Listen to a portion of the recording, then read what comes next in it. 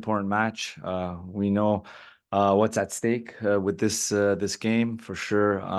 Coming out of the disappointment with the Jamaica, we get another opportunity here to win, to perform well, and to have that opportunity to play in Copa America. So for us, we're super excited. We had a good week of training. We got one more training left. There's a good spirit. There's a good energy in the group. And for us, now it's about executing tomorrow. Stephen? Yeah, to be honest, we know that we're going to have a tough time tomorrow. They're a team as well that are very hungry. They want to make it to Copa America as well, but they have a strong Canada that they're going to face, and I think we have everything to go through. First question. Matthew Chenet with TSN. Stefan, I haven't had a chance to talk to you yet. Talking to Tejan and Alfonso and Maxime yesterday, they called Jamaica an eye-opener. What did you take from that loss? And in your position for this camp, what kind of leadership have you tried to provide for a younger group? It was an eye-opener, yeah. I think we thought we had them, especially after that first half where everything went well. But to be honest, they showed that they were more hungry than us, and they wanted to qualify first. So I mean, we have to get the humbleness back. We have to be more hungry, as I said before, and just like think about our past and the way that we made it to the World Cup. We had always that desire to be first, and I think that we lacked that last game. So I mean, we're ready tomorrow. I can tell you that. And about the second question, I'm just gonna be me. That's why I'm gonna be the captain. It's just because Mauro saw that the way that I go through camps and go through training in the game, I just lead by my personality. So I'm just gonna be myself, and that's the easy task. And Mauro, just as a follow-up to that, I know there are players who went up to you and asked you to consider them to be captain. Why did you pick Stefan? I think Steph, he ticks all the boxes. I think when you look at his career and what he's gone through, he joined Canada here 4 or 5 years ago. He's been able to grow in this team. He's experienced the World Cup. He's playing at the highest levels in Champions League. And then, there's a calmness about Steph that I like and that I think will be extremely important in a game like this. And he leads by example. He's someone that has the respect of the group. And yes, there's other leaders that are in this team, and for sure it's an opportunity for a lot of these players to step up in those roles and now lead in their way. And I think that's important.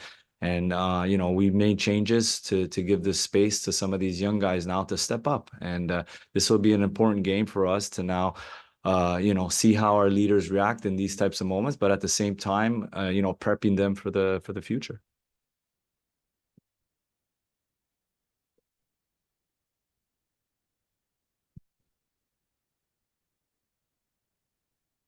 Hi, Mauro Archibald with Concacaf.com. It's hard to believe it's been 24 years since Canada last played Trinidad and Tobago in an official Concacaf match. Certainly the 2000 Gold Cup semifinal is a great memory, I know, for a lot of Canada fans. I know you were part of those Canada teams leading up to that. I think your final Canada match was actually against Trinidad that same year. So when you think about Canada versus Trinidad and Tobago, the memories of that 2000 Gold Cup semifinal, you playing against them, what are the things that come to mind? Yeah, I think, look, this is, we've seen their performances, and, against the US, those were tough games. And they were able to, frustrate an American team away, a man down for more than 80 minutes. So you're going to see that fighting spirit of a group of players that, like Steph said, that are hungry. They're going to be able to close spaces, be physical. They're going to bring that. And I think, for us, those will be some of our challenges that we're going to face versus Trinidad. But for sure, this coach has done a good job He's got the mentality right there because they're pushing. They're in a lot of games, and even before that, you know, they would be able to score goals late and come back in their different games in the lead up. But we saw a bunch of players that are focused and ready to give everything for their country. So for us, we need to be ready for that. Hey guys, Steph, Arash Madani from Sportsnet. You made the point, I'm just going to be me. I don't think a lot of Canadian fans really know what that means. When you say I'm just going to be me from a leadership standpoint, how do you go about that? What is that heartbeat? What makes you tick? It's just the feeling that, you know, whenever I come to camp and training and whatever, I like to organize things, and I like to you know, to make my team feel comfortable.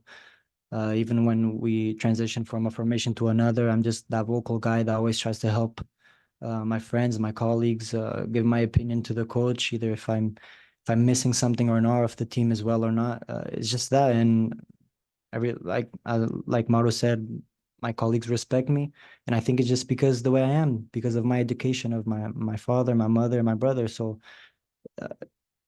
as Mauro said before, there's a lot of captains, a lot of people that are going to lead our group. It's just an armband, and I feel that tomorrow we're going to need more than one player to organize the team. But it's just the education that my family gave to me. I'm just that guy that really likes to help everybody, and I'm going to continue that way. And just as a follow-up, this is a younger group. What have you just noticed about the team dynamic that's different in 2024 than the last couple of years?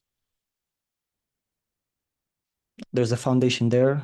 I think we got some freshness in our group as well, because a lot of the players that are young, they want to be here, so they have to, you know, conquer their spot. And we're here to help the older guys. I'm 27, I'm still young, but I'm one of the oldest guys in the squad. So, I mean, we're all with the same vision. It's to qualify for Copa America. We know we're gonna have a strong team we're gonna play against tomorrow, but it's just that help the younger guys. Doesn't matter if you play in Europe, MLS, whatever. We're here to represent Canada, and we only have one goal: it's to qualify.